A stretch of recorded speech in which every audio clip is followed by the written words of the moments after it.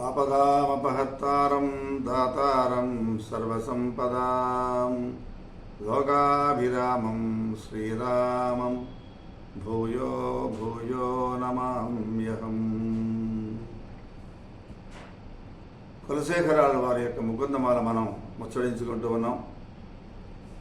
Retire అయినటువంటి జీవితకాలం 30 ఏళ్ళు 40 ఏళ్ళు హాయిగా ఉద్యోగం చేసి ఇక మనకు మిగిలిన కాలం అంతా కూడా భగవద్ధ్యానంలో గడపాలి అనేటువంటి తాపత్రయంతో ఉన్న మన మిత్రులందరికీ కూడా నేను నమస్కారం చేస్తున్నాను. నిత్యానందం గారు వీళ్ళందరి మధ్య నారీ నారీ నడమరారీలాగా వీళ్ళందరి మధ్య మీరు ఒక చక్కని దారంలాగా అంతఃసూత్రంలాగా ఉండి మంచి మాటలు చెప్తున్నారు, అందరికీ వినిపిస్తున్నారు. మీకు కూడా కృతజ్ఞతలు. వ్యామోహ ప్రశమౌషధం. ఇంతకుముందు మంత్రం గురించి చెప్పాడండి. ఇప్పుడు ఏమంటున్నాడు? మంచి మెడిసిన్ చెప్తానన్నాడు. రకరకాల రోగాలు వస్తూ ఉంటాయి. పూర్వజన్మ కృతం పాపం రోగ రూపేణ బాధితే ఆరు వ్యాధి రూపేణ బాధితే అని చేసిన పాపాలని కూడా వ్యాధులతో పోతాయట. మరి వ్యాధులు వస్తే తనకైనా మందు ఉందా, మందు మాకు ఉందా అంటే ఒక మంచి మందు ఉంది అన్నాడు కులశేఖర వారు. ఏడా మంది అంటే వ్యామోహ ప్రశమౌషధం మునిమనోవృత్తి ప్రవృత్యౌషధం దైత్యేంద్రాతికరౌషధం త్రిభువనీ సంజీవనైకౌషధం భక్త్యాత్యంతహితౌషధం భవభయ ప్రధ్వంసనైకౌషధం శ్రేయః ప్రాప్తికరౌషధం పిబా మన శ్రీకృష్ణ దివ్యౌషధం. ఈ భయంకరమైనటువంటి రోగాలు వస్తున్నాయే, వీడికి మందుతో తేలికైన మందు ఉంది. మీరు ఏ ఇబ్బంది పడక్కర్లేదయ్యా. ఈ ఎండి ఎంఎస్ఎల్ దగ్గరకో ఎండి డిఎంఎల్ దగ్గరకో పోయి క్యూలో నించొని వెయిటింగ్ టైం భరించలేక హాస్పిటల్ బాకెట్లో కూర్చొని తూగొస్తుంటే ఆగలవుతుంటే ఎప్పుడు మన వస్తుందో ఎప్పుడు డాక్టర్ గారు పిలుస్తారో అని బెంగ పెట్టుకోవాకండి. నా మాట వినండి. ఈ వ్యామోహాలకి అద్భుతమైన మందు చెప్తున్నానని చెప్తున్నాడు ఆయన. వ్యామోహం అంటే ఏంటి అంటే అజ్ఞానము. అజ్ఞానమును శాంతింపజేసేటటువంటిది ప్రశమౌషధం. మనకున్న అజ్ఞానాన్ని పోగొట్టేటటువంటి ఔషధం ఉంటున్నది అన్నాడు.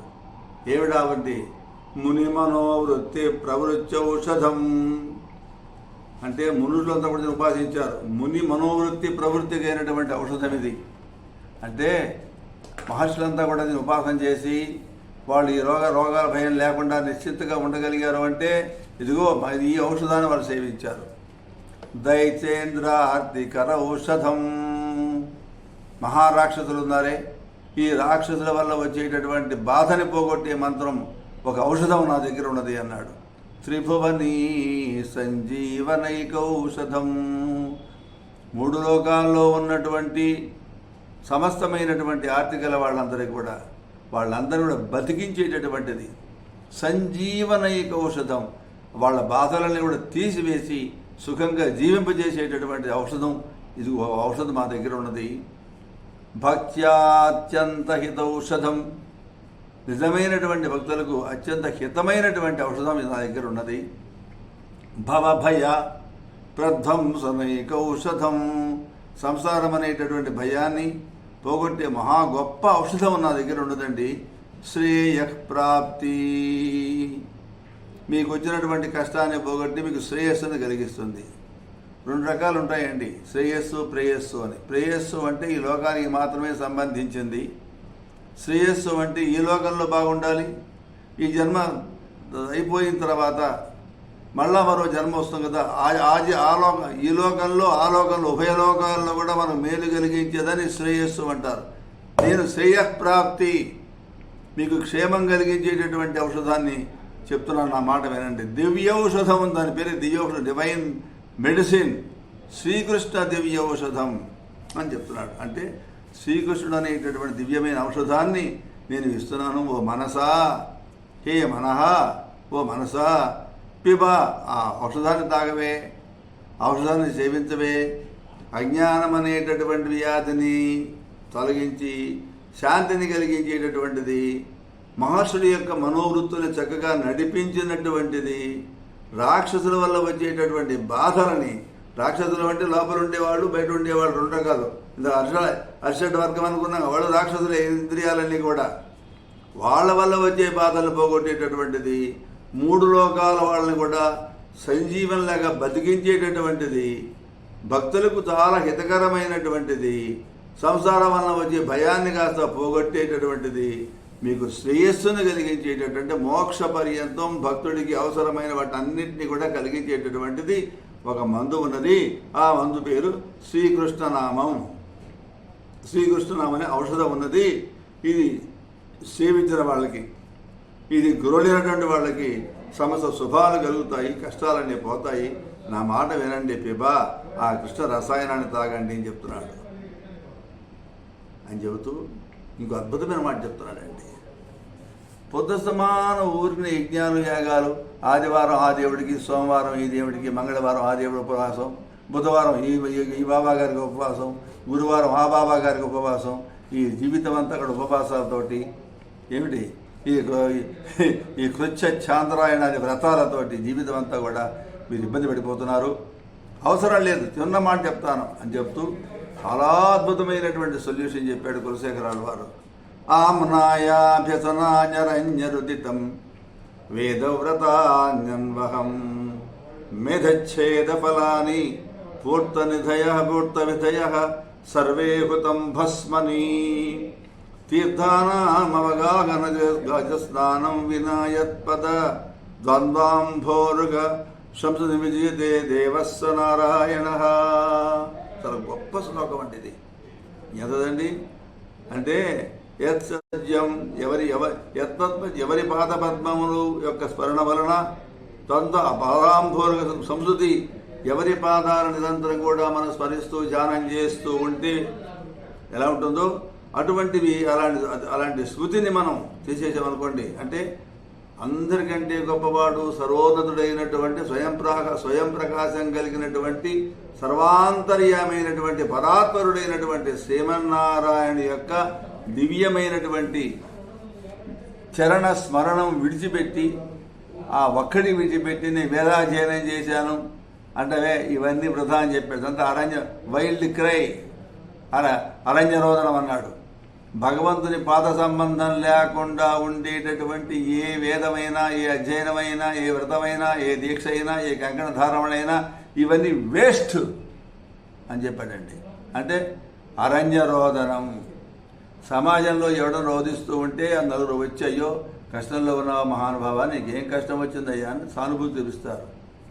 అసలు జనసంచారం లేని అరణ్యంలో అరిస్తే ఏడిస్తే ఏం ఉపయోగం, ఇంకా జంతువులు మిగిలిపోతాయి ఆ శబ్దం విని. కాబట్టి సర్వోన్నతుడైనటువంటి వాడు సర్వకాల సర్వావసలిందు కళ్యాణ గుణ విశేషుడైనటువంటి శ్రీమన్నారాయణ విడిచిపెట్టి నువ్వు ఏ వ్రతం చేసినా కూడా అది వృధా నేను అన్నాడండి. వేదం విధించినటువంటి కృచ్ఛా చాంద్రాణాది కొన్ని యజ్ఞాది కర్మలు ఉన్నాయి, అవన్నీ కూడా ఏం ఉపయోగం లేవు, భస్మంలో చేసిన హోమంతో సమానం అన్నాడు. సమస్తమైన పుణ్యతీర్థాలతో చేసిన స్నానాలు చేసి వచ్చావు. మనం పోయి దాన్ని ఏమంటే కుంభమేళాకు పోయించారు మన వాళ్ళంతా. ఎంతో 144 వస్తుంది చదువుతున్నారు. ఇలాంటి పుణ్యతీర్థాలలో మహానది మధునదులలో చేసే స్నానం ఏనుగు స్నానం చేసినంత అన్నాడు. అంటే ఏనుగు స్నానం చేసిన కదా దానికి ఫీలింగ్ ఉంటుందా? అదొక భ్రష్టమైన స్నానం. అది వృషభ స్నానం, ఏనుగు స్నానం అంతా అట్లా ఉంటుందంటారు.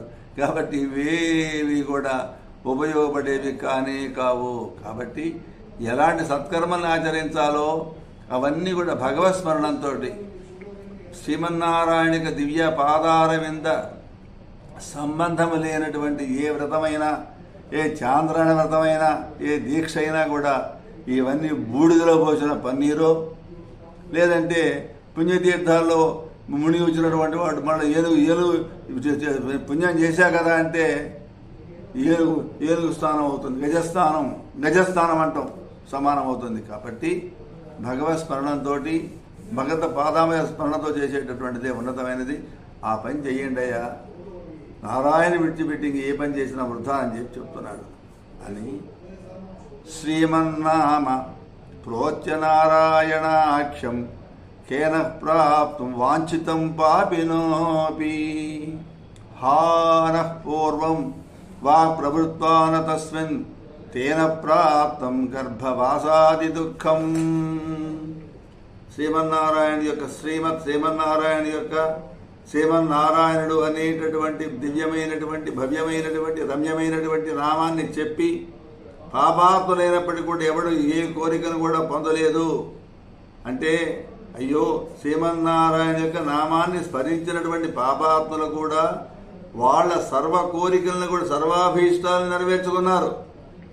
పూర్వజన్మలో నా యొక్క వాక్కు ఆ శ్రీమన్నారాయణమూర్తి యొక్క స్మరణం చేయనందువల్ల గత జన్మలో ఈవేళ నేను గర్భవాత దుఃఖాన్ని అనుభవిస్తూ ఉన్న, మళ్ళా తల్లిగడుపులో పుట్టి మళ్ళా బతికి ఈ కష్టాలను అనుభవించవలసి వచ్చింది. గతంలో నేను కనుక శ్రీమన్నారాయణ పాదస్మరణం చరణ సేవ చేసి ఉన్నట్లయితే నాకు ఈ జన్మ లేకుండా పోయేది కదా. అంటే శ్రీమన్నారాయణ నామాన్ని జపించే వాళ్ళకి మాత్రమే మోక్షము అని చెప్పడం. ఎట్టి పాపాత్మలైన ఆ శ్రీమన్నారాయణుడి ఆ శ్రీహరి యొక్క అనన్య ప్రయోజనం పాదపద్మాన్ని స్మరించినట్లయితే వాళ్ళ పాపాలు నశించి మోక్షాన్ని పొందుతారు అని ఇక్కడ ఒక మాట చెప్పాలా.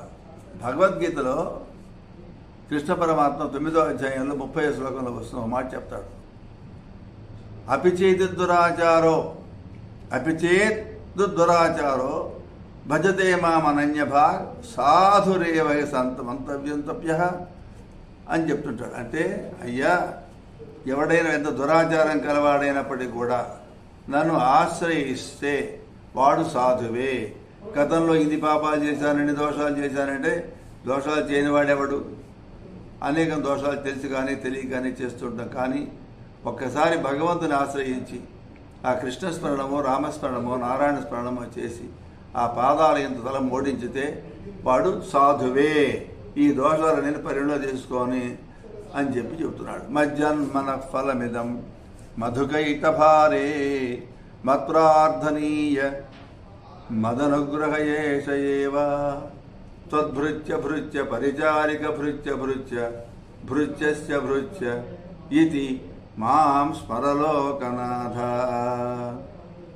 అంటే ఏంటడా, మధుకైటభులు అనేవాళ్ళు రాక్షసులు ఉండేవాళ్ళ, వాళ్ళని సంహరించాడు. అందుకే మధుసూదనుడు అంటారు మన వాళ్ళు. తెలియక మధుసూదనారావు అని అంటారు. రెండో దాకా ఒత్తులేదండి. మధు అని రాక్షసుడిని సంహరించినటువంటి వాడు కానీ మధుసూదనుడు అయినాడు ఆయన.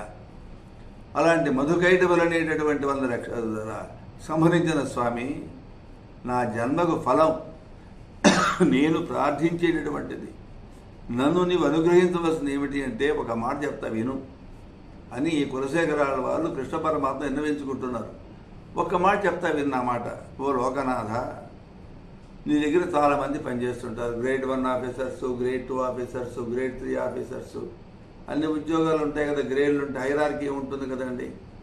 కిందవాడు, పైవాడు, ఆ పైవాడు, ఆ పైవాడు, ఆ పైవాడు, ఇదంతా ఉంటాయి. అయితే నువ్వెవరు అంటావేమో, నా మాట విను.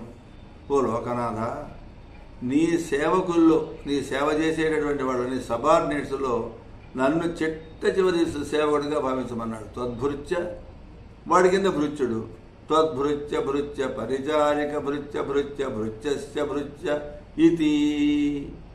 నీ కింద పనిచేసేవాడు, వాడి కింద ప్యూను, వాడి కింద కాంట్రాక్ట్లో పనిచేసేవాడు, వాడి కింద అవుట్సోర్సింగ్లో పనిచేసేవాడు, ఇట్లా అన్నీ అనుకుంటే చిట్ట చివరి లాస్ట్ గ్రేడ్ సర్వెంట్గా నన్ను భావించమన్నాడండి. అంటే నీ సేవకుల్లో నేను 7వ వాడిగా నన్ను భావించమన్నాడు అని చెప్తే, ఇక్కడ మహానుభావుడు నమ్మాళ్ళ వారని వారు అంటారు సూక్తి. అడియార్ అడియార్ తమ్మడి యారడియార్ తమక్కడి యారడియార్ తమ్మడి యారడి అవంగళే అని తిరువయమళ్ళు అంటారు. అంటే నీ కిందవాడు, వాడి కిందవాడు, వాడి కిందవాడు, వాడి కిందవాడు, నా పెద్ద పెద్ద ఆఫీసర్ పోస్టులు వద్దు, నన్ను లాస్ట్ గ్రేడ్ సర్వెంట్ కింద ఉండేవాడిగా నన్ను భావించమన్నాడండి. ఇది వైష్ణవ సంప్రదాయంలో ఈ భృత్య ధర్మం, ఈ దాస ధర్మం ఎప్పుడు ఉంటుంది. ఎందుకనే పేరులో కూడా దాసు అని చేర్చుకోమంటారు అనమాట. వైష్ణవ స్వీకరించినటువంటి వాడిని. అంటే గురు పరంపరలో శ్రీ నమ్మాళ్ళ వారి తర్వాత 7వ వారు రామాంజుల వారు అయినారు, భగవత్ రామాంజుల వారు. అందువల్ల తాను 7వ వారైనటువంటి రామానుజుల వారి కింద ఆయన దాసుడుగా నేను ఉండాలి అని చెప్పటం అనేది భగవద్ రామానుజాచార్యుల వారి యొక్క సర్వ జగద్గురు తత్వ వైభవం అండి. అంటే చెప్పాడు ఆయన. కాబట్టి ఆళ్వార్లందరూ కూడా నమ్మాళ్వారనే మహానుభావులకి అవయవభూతులు అంటారు. ఆయన అవయవాలే అంటారు అందరూ కూడా. వారి ప్రవృత్తి కూడా నమ్మాళ్వారిని అనుసరిస్తూ ఉండేది. అట్లాగే కులశేఖర ఆళ్వార్లు ఈ శ్రీశుద్ధి కూడా ముముక్షుజన కల్పకం, అంటే మోక్షం కోరేటటువంటి వాళ్ళకి అంత అని వర్తించేట్టు చేశారండి ఆయన. అంటే వెర్రవేగివాకు నేను గొప్పవాడిని చెప్పి, అందరికంటే తక్కువ వాడిని చెప్పి మన చైతన్య మహాప్రభువుల వారు శిక్షాష్టకం రాశారండి. తృణాదపి సునీచేన తరోరపి సహిష్ణున అమానినామానదేన కీర్తనీయక సదాహరి అంటాడు చైతన్య మహాప్రభువుల వారు. అట్లా కులశేఖరాళ్ళ వారు తన భృత్యధర్మాన్ని ప్రకటిస్తూ, నేను దాసుని స్వామి, నన్ను ఆ రకంగా భావించి అనుగ్రహించవలసింది అని చిట్ట చివరి వాడు రామానుజుల వారు అనుకుంటే ఆ రామానుజుల వారి దాసుడిగా నన్ను మీరు భావించవలసింది అని ప్రార్థన చేశారు. జై శ్రీరామ్.